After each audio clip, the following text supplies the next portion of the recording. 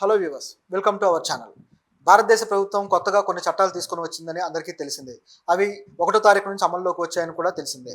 అయితే ఈ చట్టాల రూపేణా ఆల్రెడీ శిక్షలు, కేసులు కూడా నమోదవడం జరుగుతూ ఉంది.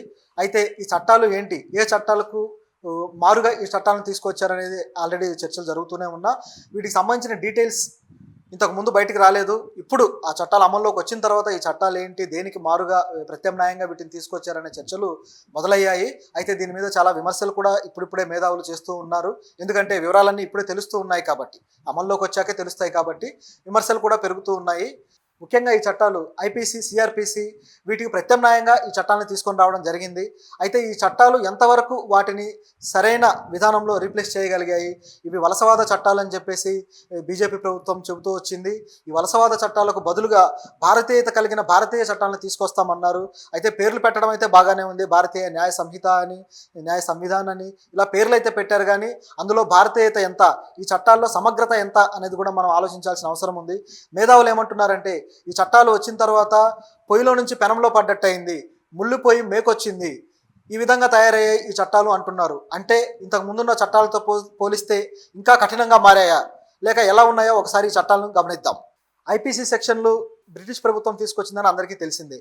ఇవి 1860లో మనకి వచ్చాయి, బ్రిటిష్ వాళ్ళ పరిపాలనలో.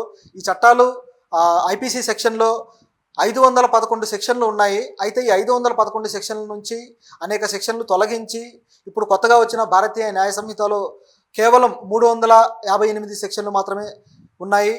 కేవలం ఈ సెక్షన్లు మాత్రమే ఇప్పుడు లెక్కలోకి వస్తాయన్నమాట. ఇక పాత సెక్షన్లన్నీ మర్చిపోవడమే. ఈ సెక్షన్లు అంటే ఇందులో కూడా ఇవన్నీ కొత్తవేం కాదు. ఇందులో 201 సెక్షన్లు పాత సెక్షన్ల నుంచే తీసుకున్నారు, ఐపీసీ నుంచే. వాటిని యథాతథంగా అలాగే ఉంచారు. ఈ పాత సెక్షన్లలో ఒక్కటి కూడా మార్చింది లేదు. వీటి వివరణలు కానీ, వాటికి సంబంధించిన డీటెయిల్స్ కానీ ఏమీ మార్చింది లేదు. కానీ సెక్షన్ల నెంబర్లు మాత్రం మారుతాయి. ఎందుకంటే పాత సెక్షన్లో 500 కాబట్టి అక్కడ నెంబర్ వేరే ఉంటుంది, ఇక్కడ కేవలం 300 చిల్లర ఉన్నాయి కాబట్టి ఇక్కడ వేరే నెంబర్తో ఆ సెక్షన్లు వస్తాయి. అంటే పాత సెక్షన్లు చదువుకున్న లాయర్లు కానీ, న్యాయవాదులు ఎవరైనా కానీ ఇప్పుడు మళ్ళీ కొత్త సెక్షన్లు నేర్చుకోవాలన్నమాట. ఇది వాళ్ళకు ఎక్స్ట్రాగా వచ్చిన కొత్త తలనొప్పి. అలాగే ఈ భారతీయ న్యాయ సంహిత కొత్తగా భారతీయతను జోడించింది అంటున్నారు. ఏంటి భారతీయతను జోడించడం అంటే, ఏం జోడించారు? ఇందులో భారతీయ అంశాలు అనేకం జోడించామని చెప్తున్నారు. ముఖ్యంగా ఇందులో కొత్తగా వచ్చిన ఒక చట్టం ఏంటంటే, అంటే ఇప్పటిదాకా లేని ఒక సెక్షన్ ఏంటంటే కమ్యూనిటీ సర్వీస్. ఈ కమ్యూనిటీ సర్వీస్ అనేది పూర్తిగా కొత్త చట్టం. ఇది అంటే దీని ఒక క్లాస్గా, దీని ఒక సెక్షన్గా వాళ్ళు ప్రకటించడం జరిగింది. దీంట్లో భాగంగా నేరస్తులకి, అంటే కొన్ని తప్పులు చేసిన నేరస్తులకి, అంటే సర్టన్ సెక్షన్లో ఈ నేరస్తులు ఒక సర్వీస్ ఓరియంటెడ్గా పనిచేయాల్సి ఉంటుందన్నమాట. అంటే ఒక ట్రాఫిక్లో కావచ్చు, లేదా పారిశుద్ధ్యం కావచ్చు, లేదా మొక్కలు నాటడం కావచ్చు, ఈ విధంగా కమ్యూనిటీ సర్వీస్ చేయడం కూడా ఒక శిక్షగా పరిగణిస్తూ ఒక చట్టం తెచ్చారు. మరి శిక్షలు ఎవరికి వేస్తారో తెలియదు.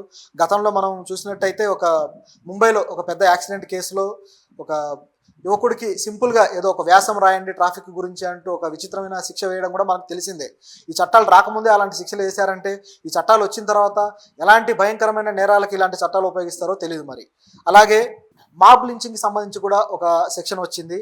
ఆ మాబ్ లించింగ్ అంటే మూక దాడి. ఒక మూక దాడి చేసి ఒక వ్యక్తిని హత్య చేస్తే దానికి సంబంధించిన చట్టం 101 అలాగే 102 సెక్షన్ల ప్రకారం దానికి సంబంధించిన ఒక చట్టం వచ్చింది. అయితే దీన్ని దేనికి ఉపయోగిస్తారో కూడా తెలీదు.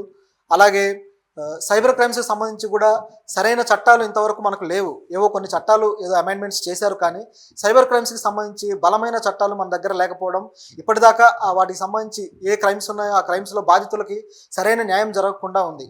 ఇప్పుడు ఆ సైబర్ క్రైమ్స్కి సంబంధించిన చట్టాలు కొత్తగా రూపొందించారా అనేది చూడాలి. దీంట్లో భాగంగా ముఖ్యంగా ఈ బెట్టింగ్ యాప్స్కి సంబంధించి ఎన్నో బెట్టింగ్ యాప్స్ అవి ఇంకా లీగల్గానే యాక్టివ్గా ఉన్నాయి. ఇంకా బెట్టింగ్ యాప్స్ అన్ని లీగల్గా ఆపరేట్ అవుతున్నాయి. వీటికి సంబంధించి కొన్ని ఈ బీసీసీఐ లాంటి సంస్థలు కూడా వాటిని ప్రమోట్ చేయడం ఇలాంటి చూస్తున్నాం.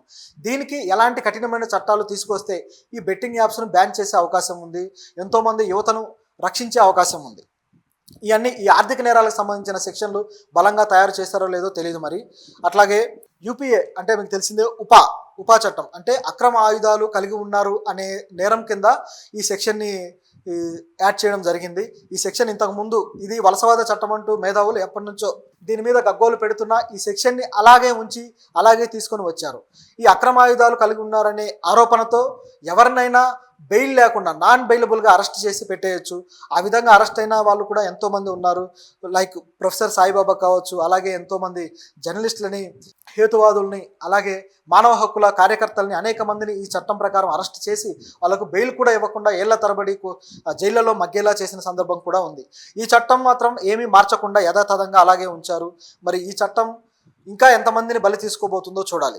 రాజద్రోహం కేసు, ఈ ఉపా చట్టం ఒక రకంగా రాజద్రోహం కేసుకు సంబంధించి దాంట్లోని తాను మొక్కే అనుకోవాలి. అయితే ఈ రాజద్రోహం కేసు కూడా వలసవాద చట్టాల్లోని భాగమే.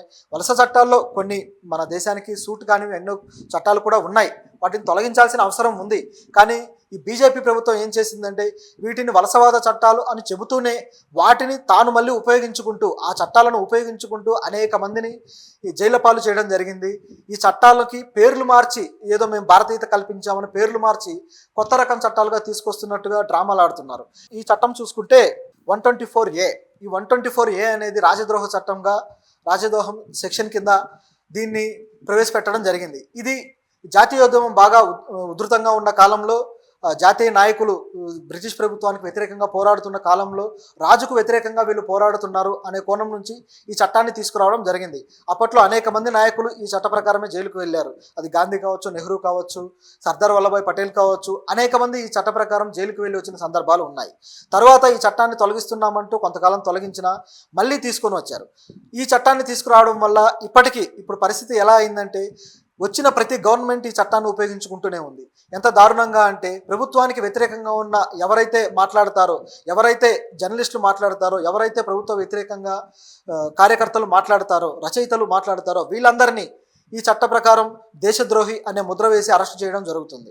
ఈ విధంగా ఇప్పటికే బీజేపీ దీన్ని ఎంతో విరివిగా వాడింది. అనేక సార్లు, దాదాపు 300 సార్లకు పైగా ఈ చట్టాన్ని బీజేపీ దుర్వినియోగం చేసిందనే చెప్పాలి.